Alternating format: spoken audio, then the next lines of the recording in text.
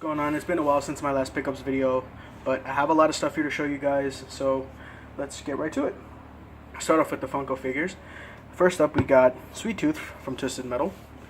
Really awesome little figure. I bought him about a week or so ago, and yeah, he's really awesome. He's very top heavy though, so he's really cool. I do like him a lot.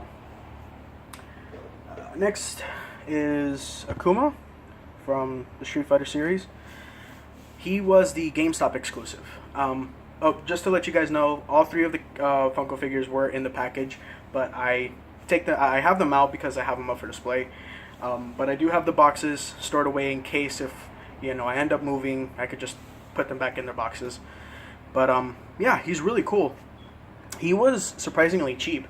I paid like $15 for him, $11, and I think $3.99 shipping and handling. So he was 15, 16. The other people who would sell the figure were like $20, $30, $40 for Akuma, which is kind of ridiculous. So I'm really happy. I really lucked out on him, him being like $15. And lastly is my personal favorite, Flame Skull Scorpion. He was very expensive. Well, sort of expensive for a Funko figure. He was like $20. I have seen Leonidas from 300. And he is ridiculously expensive. Like, no lie, that figure goes for like $300-400. Some dude even sold a Leonidas figure for like $1,000 because he was autographed actually. So yeah, that is. I wanted to get him, but when I seen that price, I immediately said no. All right, now we're gonna be getting into the movies. First up, we got Sausage Party. Really, really, really good movie. Very funny. I wanted to watch it when it came out in 2016, but I never really got the chance to. I bought it on DVD for like $5, which is cheap. So it's a very funny movie. I do like it a lot. Jeepers Creepers 3. Now I have the first two movies, and I absolutely love them. So when I seen this at the pawn shop, I couldn't resist and I bought it. And the very saddening thing is I haven't even seen it yet. I've had this movie for over 2 weeks and I haven't even seen it. So I'm kind of ashamed of myself for not watching it yet, but I will eventually. Next is the A-Team. Now, I don't know if I'm the only one in this, but I absolutely love this movie. This movie's really good. It's very funny, a lot of action. It's good. It's a really good movie. I'm kind of surprised they never did a sequel. Probably didn't do that well in the box office. Hopefully it did, because it is a good movie. I do like it. Oh, caught you. Next we got National Lampoon's Christmas Vacation. I have Vegas Vacation and the first Vacation movie where they go to Wally World. I know they did a new movie just called Vacation, where Rusty is an adult now. He has kids of his own, and he takes them to Wally World. I haven't seen it yet, but I know that Chevy Chase does make a guest appearance, which is really cool. I want to watch it because it's going to be very interesting to see what he grows through compared to like his dad. So it's going to be really interesting to watch that one. I haven't seen European Vacation yet, but I do want to buy it. So VHS. This is a really good found footage type movie. It's four or five little short movies. They're very good. They're very scary. I have the second part. The third one really wasn't all that great, but I did like it. The third one was okay. It wasn't terrible, but it wasn't that great either. The first two were awesome. The Sacrament. This is the last movie. Now, The Sacrament is not very. It's heavily inspired by the Jonestown Massacre. Now, for those of you who don't know what the Jonestown Massacre is, all I suggest is for you guys to look it up if you're interested. Just be aware that it's really disturbing. It's very messed up. A lot of people died, committed suicide in the worst way possible. The Jonestown Massacre was led by a man named Jim Jones, and he had over 900 people commit suicide. That's all I'm going to say about it, because it's really messed up. What's crazy about this movie is Jim Jones had a son. His name is Gene Jones. And he just so happens to play father in the movie, who is pretty much the cult leader. And in a very twisted way, he plays his dad in this movie, which is really, really, really, excuse my language, but really fucked up. So, but it's good though. It's a great movie. I absolutely loved it. Very disturbing, I will say. Like, yeah, it's a very messed up movie. Now, we're going to be getting into the games. Now, the games that I'm going to show you guys first are the ones that I rebought. The copies that I had before were pretty scratched, so I just rebought, copies of the games to have better copies. Dead to Rights 1 and 2 were brand new factory sealed, so I'm going to be showing you guys those first. So we got the first Dead to Rights. Great game. Played it before a long time ago when I was younger. My brother had it, and I played it a lot too.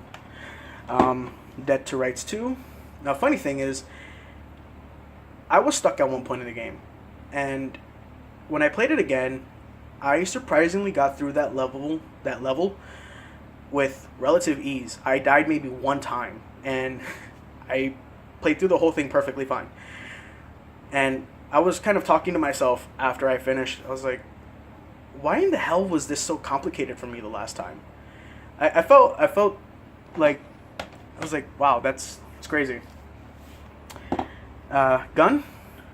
Now, this copy, the seller that I bought it from said that the game was in like new condition. The disc was perfect. When I got the game, the case was really bad. It was like, it looked really, really bad.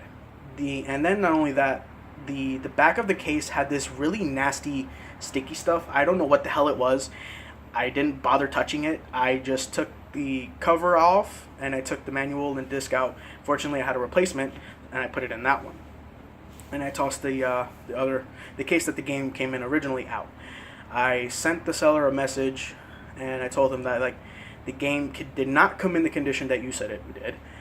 The disc was scratched when he said the disc was in perfect shape, and it just overall like looked bad. And I even told him about the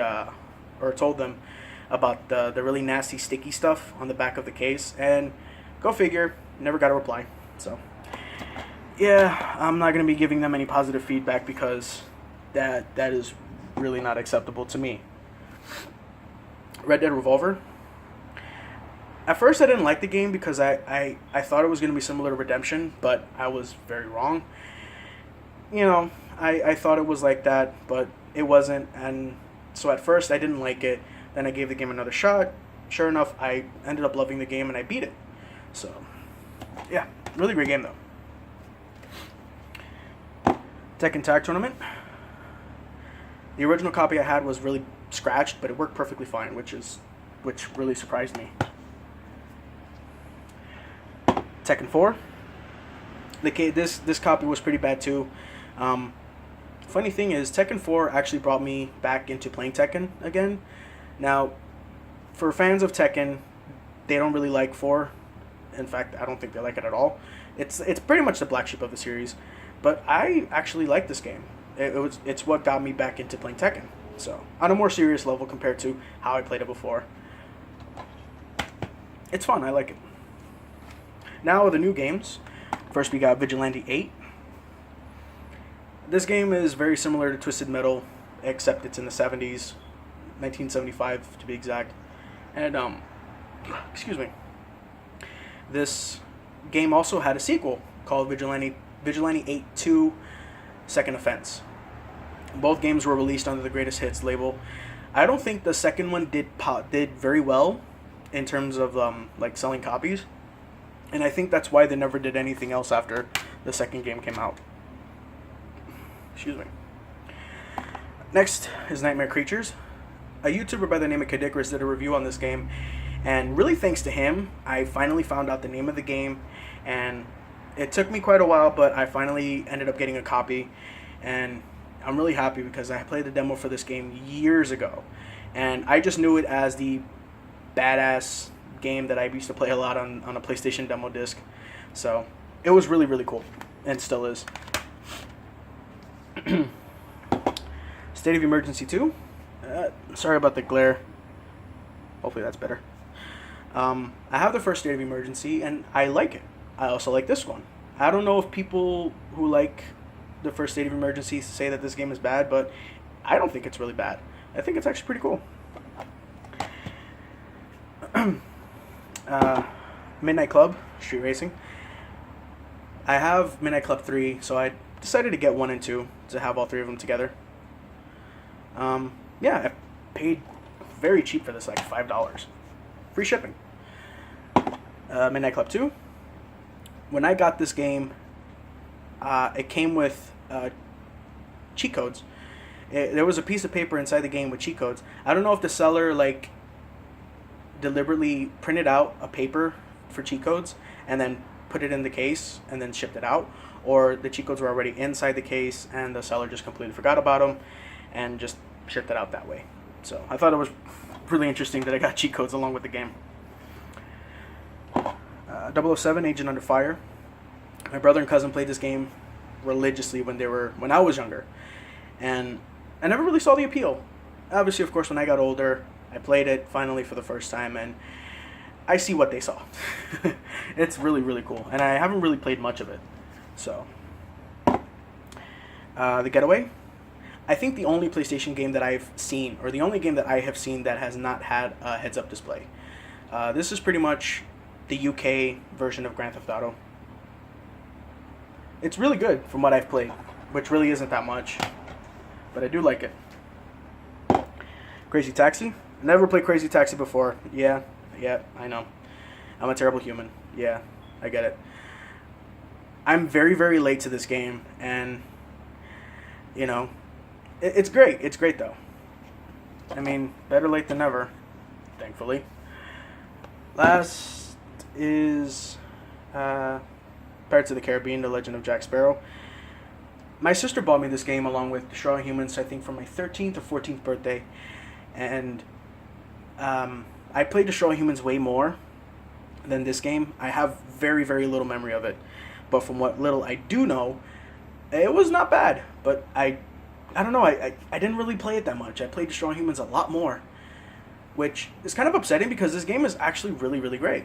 I don't know why I never really played it that. Like, I don't know why I didn't play it that much when I had it years ago. So, I mean, I have it now, so I'm happy to have it. Metal Gear Solid 2 Substance. I have Metal Gear Solid 3 Subsistence. So glad I didn't screw that name up. This is pretty much the updated version of Metal Gear Solid 2 Sons of Liberty. It has more features. It even comes with a skateboarding mode, which, I'm not going to lie, is really funny to see Snake and Raiden skateboard. It's pretty interesting. It's cool, though. I just got to get the hang of the controls, because the controls are a little weird. It's not like Tony Hawk's, where it was like really easy to play. It's a tad bit clunky, but I will eventually get the hang of the controls. And the last game is Dark Watch. I watch reviews and I seen gameplay. Never owned the game myself. I've always wanted to get it. It's one of those games that's very underrated, kind of like how iNinja is underrated, or Shadow of Rome is underrated, which is also a Capcom game. iNinja's Namco. Shadow of Rome is really good, and believe it or not, the gameplay for Shadow of Rome was also used in Dead Rising. So it's a little interesting tidbit in case if anyone didn't know. But this is pretty much Red Dead Redemption with demons in a first-person perspective, from what I've seen. And it looks really, really good. I haven't played it yet, but I will eventually. So it's pretty much everything that I've gotten in the past few weeks. Thank you guys for watching. I hope you enjoyed the video. Thank you so much for watching again. Have a good day, night, afternoon, whatever. Most importantly, stay safe, and I will see you guys on the next video. Alright guys, take care. Bye-bye.